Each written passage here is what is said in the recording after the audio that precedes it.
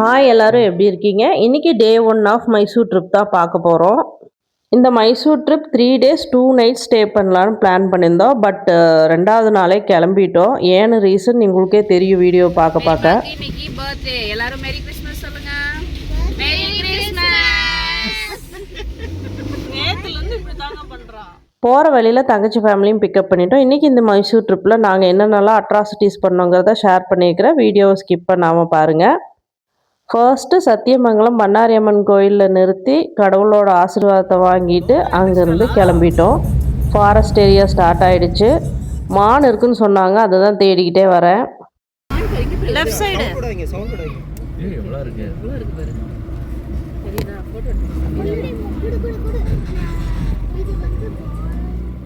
Hills ஏறுறது ஒரு பயங்கர த்ரில்லிங்கான எக்ஸ்பீரியன்ஸாக இருந்தது. இருக்கிறதுலே டேஞ்சரஸ் கர்வ் கொல்லிமலை ஹில்ஸ்ன்னு நினச்சிட்டு இருந்தேன்.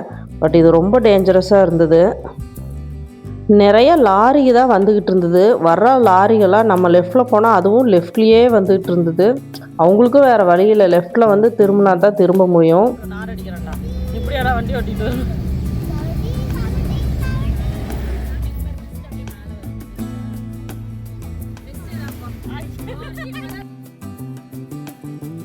கர்நாடகா ஸ்டேட் என்ட்ராயாச்சு. டோல்கேட் பக்கத்தில் ஒரு ஸ்பாட் கிடச்சிது. அங்கே நிறுத்திட்டு கொண்டு வந்த புளியோதரை, லெமன் ரைஸ், சப்பாத்தி எல்லாம் சாப்பிட்டுட்டு கிளம்பிட்டோம்.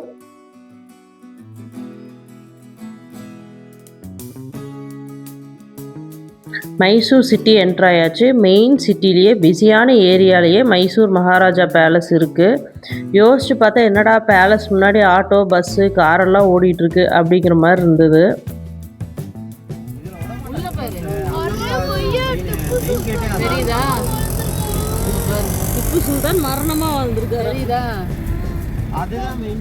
பேலஸ் பக்கத்தில் இருக்க பார்க்கிங் ஏரியா ஃபுல்லானதுனால ஒரு 2 கிலோமீட்டர் தள்ளி கொண்டு போய் பார்க் பண்ணிவிட்டு அப்புறம் தான் இறங்கி நடந்து வர வேண்டியதாகிடுச்சு.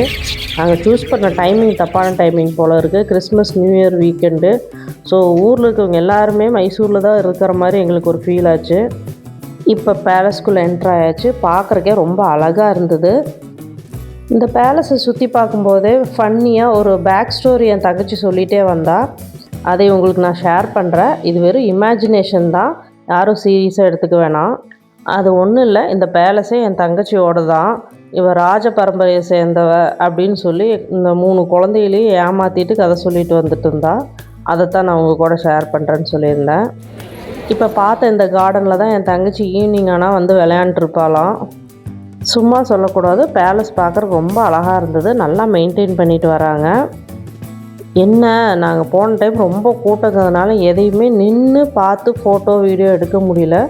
ஸோ எல்லா ஃபோட்டோஸுமே ஒரு டாப் ஆங்கிளில் தான் இருக்கும். என்னால் முடிஞ்ச வரைக்கும் கவர் பண்ணியிருக்கிறேன். ஏன்னா கூட்டங்கிறதுனால இடிச்சுக்கிட்டே இருந்தாங்க. செல்ஃபி ஸ்டிக்கை வச்சு மேலே தூக்கி தான் எல்லா வீடியோவும் எடுக்க முடிஞ்சுது. என்னால் முடிஞ்ச வரைக்கும் ஷேர் பண்ணியிருக்கிறேன், பாருங்கள். இந்த இடத்துல தான் என் தங்கச்சி டெய்லியும் பரதநாட்டியம் ப்ராக்டிஸ் பண்ணுவான்னு வேறு சொன்னான்.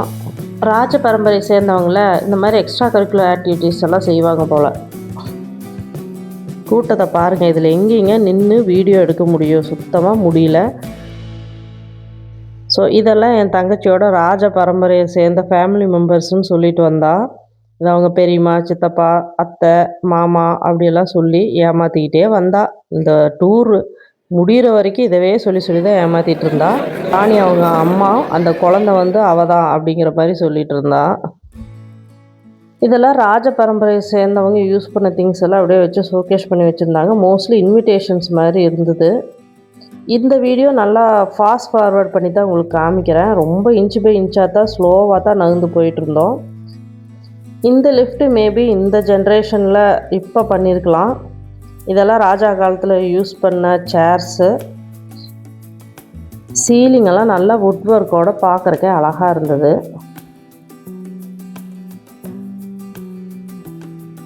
இந்த இடத்த நான் ஏதோ ஒரு படத்தில் பார்த்துருக்கேன். என்னன்னு தெரிஞ்சால் நீங்கள் எனக்கு ஷேர் பண்ணுங்கள். இப்படியே தான் இருந்தது கூட்டம். அப்படியே இன்ச்சு பை இன்ச்சாக தான் நகர்ந்து போயிட்டு இருந்தோம்.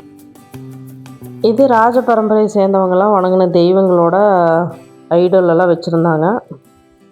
இது என் தங்கச்சி குழந்தையாக இருக்கிறப்ப யூஸ் பண்ண ட்ரெஸ்ஸிங் டேபிள்னு வேறு சொன்னான். நல்லா உருட்டுன்னு உருட்டிகிட்டே வந்தா. சுத்தமான செக்கில் ஆட்டின உருட்டு மாதிரி தான் இருந்தது. இவர் யாருன்னா கேஆர்எஸ் டேமை கட்டினவர் கிருஷ்ணராஜ சாகர் அவரோட ஸ்டாச்சு வச்சுருந்தாங்க. இவர் இந்த பேலஸில் வாழ்ந்த ராஜா கிடையாது. அவரோட ஃபோட்டோ அப்புறமா நான் உங்களுக்கு ஷேர் பண்ணுறேன். ஸோ இது பேலஸ்லேருந்து வெளியே வர எக்ஸிட்டு.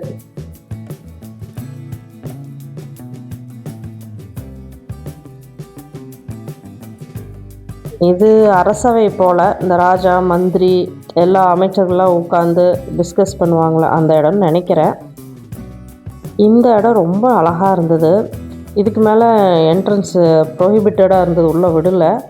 ஸோ தூரமாக நின்று எல்லாம் வீடியோ ஃபோட்டோஸ் எல்லாம் எடுத்துக்கிட்டோம்.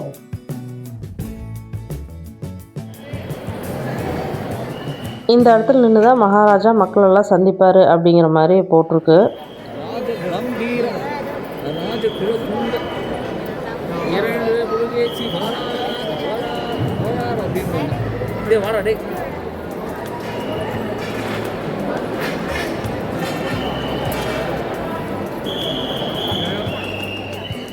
உங்களுக்கு நான் நிறையா காமிக்க முடியல, கூட்டத்திலலாம் எடுக்க முடியல.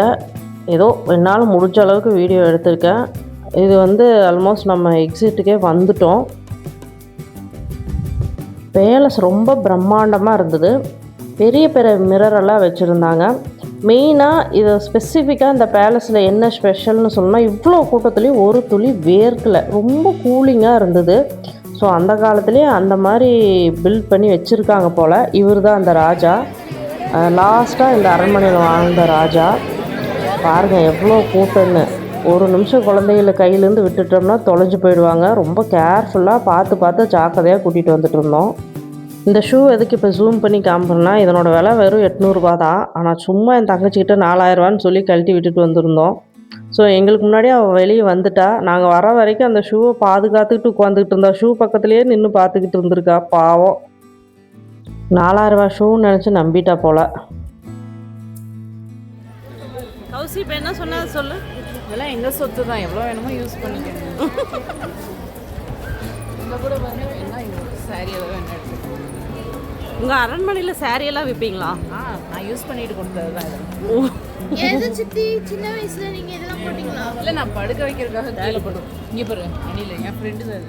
அரண்மனையை சுற்றி நடந்ததுனால நாங்கள்லாம் பயங்கர டயர்ட் ஆகிட்டோம். அதனால் எங்களை இப்படி பிளாட்ஃபார்ம்லேயே உட்கார வச்சுட்டு 2 பேர்த்தோட ஹஸ்பண்டும் போய் கார் எடுத்துகிட்டு வரேன்னு நடந்து போயிட்டாங்க.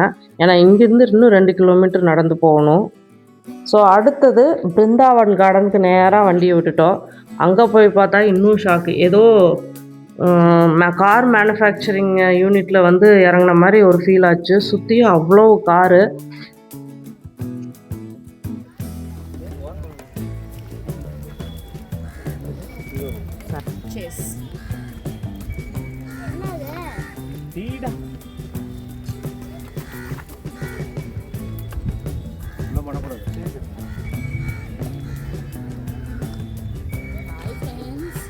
என் பேர் ரமேஷ், இது எங்கள் அக்கா சுரேஷ்.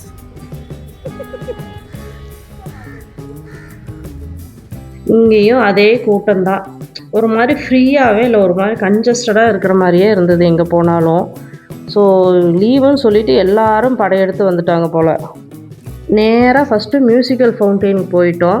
ஸோ அது இங்கே ஃபேமஸ்ஸு. அந்த லைட்டெல்லாம் போட்டுட்டு வாட்டர் டான்ஸ் மாதிரி ஆடும். டெய்லி நைட்டு மட்டும்தான் போடுவாங்க.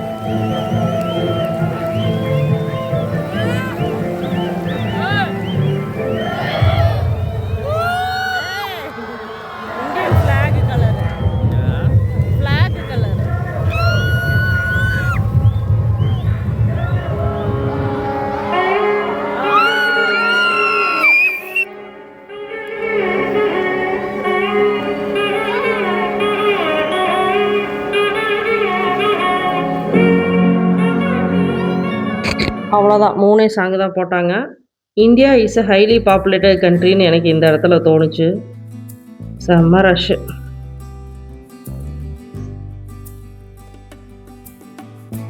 அடுத்து அப்படியே பக்கத்தில் இருக்கிற கார்டனை போய் சுற்றி பார்க்கலான்னு கிளம்பிட்டோம். இந்த கார்டன் பகலில் பார்க்கும்போது ரொம்ப அழகாக க்ரீனாக இருக்கும். ரொம்ப பெரிய கார்டனு.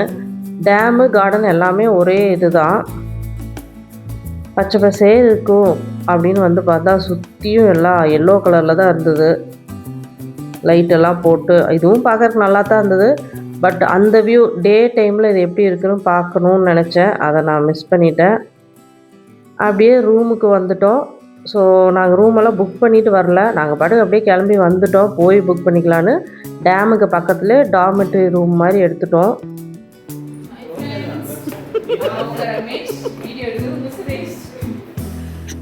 அப்படியே எல்லோரும் டயர்டாகி படுத்துட்டோம் நினைக்காதீங்க. மறுபடியும் எந்திரிச்சுக்கு வந்து ஒரு மொக்கச்சோக் செஷனே வச்சோம். மறக்காமல் அதை பாருங்கள். நெக்ஸ்ட் வீடியோவில் ஷேர் பண்ணுறேன். சரி, இன்னைக்கு சித்தி வீட்டு ஹோம் டூர் பார்த்தோமே, எப்படி இருந்தது? சூப்பராக இருந்தது. நிஜமா நம்ம ஹோம் டூர் தான் பார்த்தோம். எவ்வளோ பெரிய டுபாக்கோரா இருந்ததுன்னா இன்னைக்கு மைசூர் பேலஸ் பார்க்க போனதுக்கு ஹோம் டூர்னு சொல்லி எல்லா குழந்தைகளையும் இன்க்ளூடிங் என்னையும் ஏமாத்திட்டு இருந்தா. கேட்டா அவ சின்ன வயசுல அங்கதான் வளர்ந்தாலாம். அந்த ராணி வந்து தயிர் சோறு ஊட்டிட்டு இருக்கிறப்போ இவ விளையாண்டு இருக்கிறப்ப எங்க சொந்த அம்மா வந்து இவளுக்கு தூக்கிட்டு வந்துட்டாங்களாம். அதனால வந்து இங்கேயே எங்க கூடயே வளர்ந்துகிட்டு இருந்தாலாம். அந்த மைசூர்ல இருந்த கார்டன் வந்து அவங்க விளையாண்ட கார்டனா? அங்க முன்னாடி இருந்த கார்டன் எல்லாம் அவ விளையாண்ட இடமா. ராணியோட ரூம் வந்து இவங்க ரூம். ராணியோட அந்த ட்ரெஸ்ஸிங் டேபிள் வந்து இவங்க ட்ரெஸ்ஸிங் டேபிளாம். அங்கதான் பரதநாட்டியம் கிளாஸ் எல்லாம் ஆடினாங்க. அவங்களோட சாரி அங்க வித்திருந்த சாரிலாம் இவங்க போட்ட சரியா, ஆனா வயசு 2 வயசாம். குழந்தையிலேயே தொலைஞ்சு போனவோ எப்படி சாரிய விற்க முடியும்? கேட்டா அது தொட்டல் சேலையா? இது நான் இப்ப என்னோட தாத்தா தான் மைசூர் மகாராஜா. கேட்டுக்கோங்க.